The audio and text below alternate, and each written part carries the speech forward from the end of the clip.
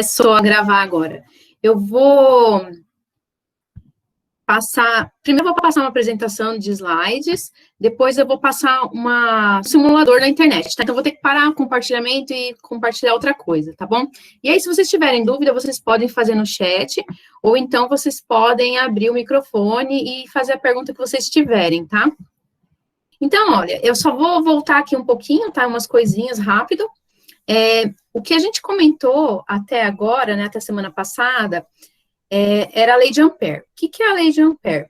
É aquela parte que eu falei para vocês que quando um condutor, né, no caso aqui um fio, ele é percorrido por uma corrente elétrica, um campo magnético é gerado ao redor dele, tá?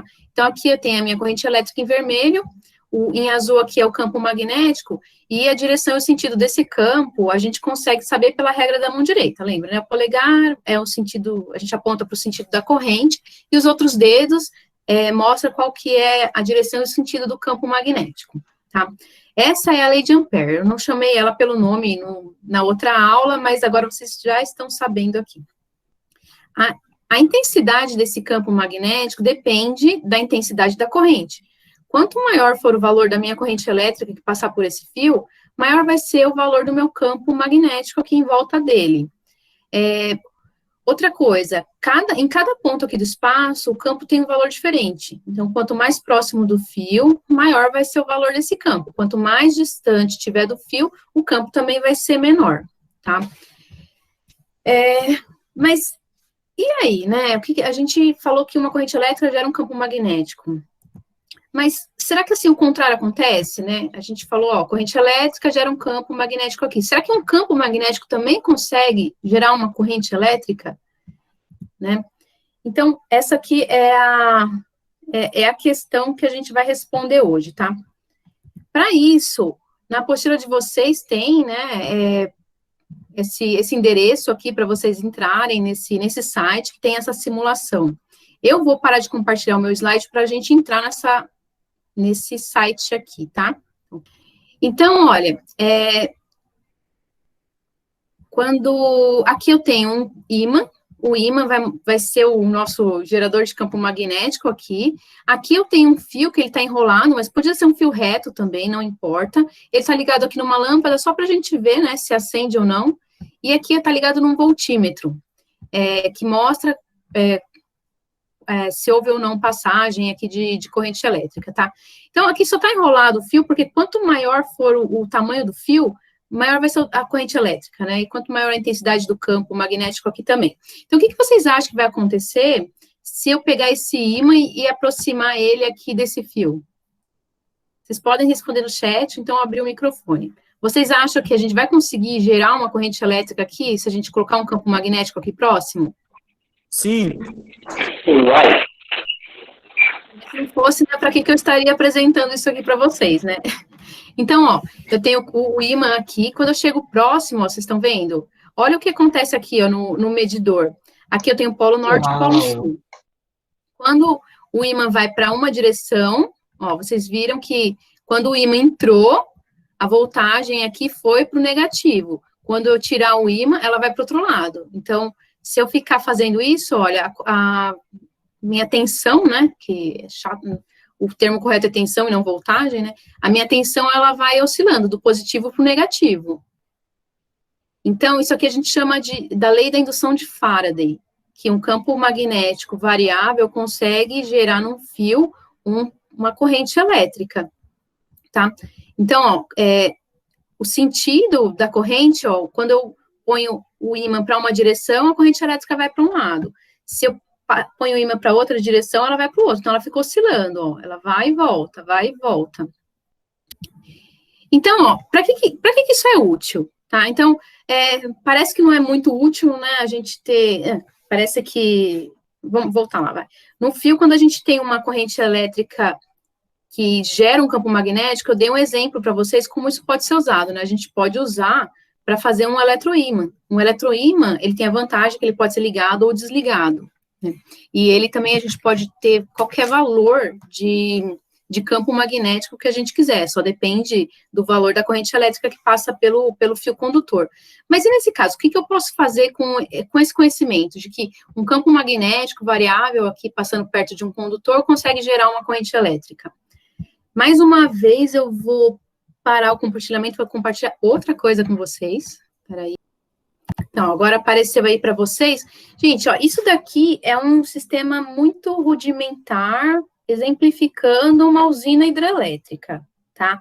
É como se aqui, olha, a minha torneira vai representar a água que está represada, tá? Quando eu abrir a torneira, é porque abriu as comportas.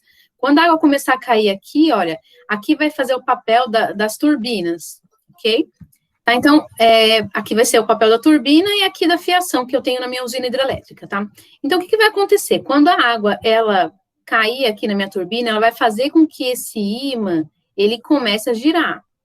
O ímã oscilando vai fazer com que o campo magnético aqui em volta dele também oscila. Uma hora vai ficar apontado para cá, o polo norte, outra hora vai ficar apontado o polo sul. Lembra lá que a gente viu, né? Quando ele vai para uma direção, a corrente, se o ímã estava entrando, a corrente ia para um lado, quando o ímã estava saindo, a corrente ia para o outro. Eu posso fazer, como eu mostrei naquele exemplo, ou então eu posso fazer o ímã girando. Quando eu giro esse ímã, eu estou variando o campo magnético. E quando eu vou variar o campo magnético, eu também vou gerar uma corrente elétrica aqui. Vamos ver o que acontece, tá? Então, eu vou abrir bem pouquinho, tá? Mais um pouquinho, senão fica muito chato. Então, vocês estão vendo, ó, que dependendo de qual posição que aparece aqui, a corrente elétrica, que é representada por essas bolinhas azuis, uma hora ela vai para um lado, outra hora ela vai para o outro, tá? E aí, eu vou abrir mais um pouco. Quanto mais rápido a minha turbina vai girando, mais rápido vai invertendo aqui o sentido da minha corrente elétrica. A energia que chega nas nossas casas, tá? A gente não percebe isso. A lâmpada da casa de vocês, de qualquer lugar, ela tá oscilando, ela tá acontecendo exatamente aqui, como tá mostrando aqui. Ela tá acendendo, apagando, só que a velocidade com que isso acontece é alta o suficiente para que a gente não perceba. Na verdade, a frequência que isso acontece, a frequência da corrente elétrica que chega na nossa casa é de 60 Hz. Se vocês lembrarem um pouquinho do ano passado, Hertz quer dizer que repetições por segundo.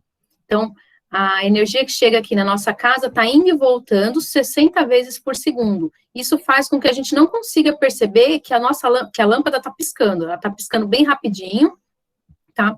E a gente não percebe. Deixa eu desligar aqui para não gastar muita água, tá? Uma coisa, assim, que talvez vocês já tenham visto, se vocês abriram já algum componente eletrônico, e já viu algum circuito, alguma coisa, vocês podem ser que tenham reparado que alguns fios estão torcidos. Eles colocam 2 fios juntos e enrola eles, tá? Isso é uma maneira de tentar impedir que esse campo magnético que está sendo gerado por essa corrente elétrica passando pelo fio, interfira com outros componentes do circuito.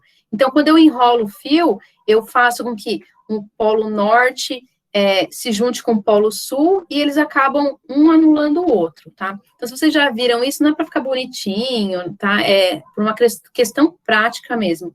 É enrolado o fio para evitar essa parte lá da lei de Ampère, tá? Que seja criado um campo magnético. Porque tem alguns equipamentos que são sensíveis, né? Imagina, por exemplo, alguma coisa que precisa de um ímã para funcionar, sei lá, um HD do computador tem um ímã lá dentro. Se eu tiver muito fio passando próximo dele, gerando outros campos magnéticos ali, eu poderia até apagar uma informação que está lá dentro do meu HD. Então, isso não é uma coisa aconselhável. Então, a gente pode torcer os fios para evitar que isso aconteça. Então, eu vou parar por aqui. Se vocês tiverem dúvidas, vocês podem tirar as dúvidas, tá? Na apostila de vocês, deixa eu só ver qual é a página. Tem uns exercícios sobre isso, eu gostaria que vocês fizessem. Tá lá na página 30. Não, peraí. Na página 29. Então, os exercícios da página 29, eu gostaria que vocês fizessem. Se vocês tiverem dúvidas, vocês tirem comigo pelo WhatsApp, por onde vocês acharem melhor. Eu não quero fazer uma aula muito extensa hoje, porque vocês estão fazendo prova essa semana e é mais para tirar dúvidas.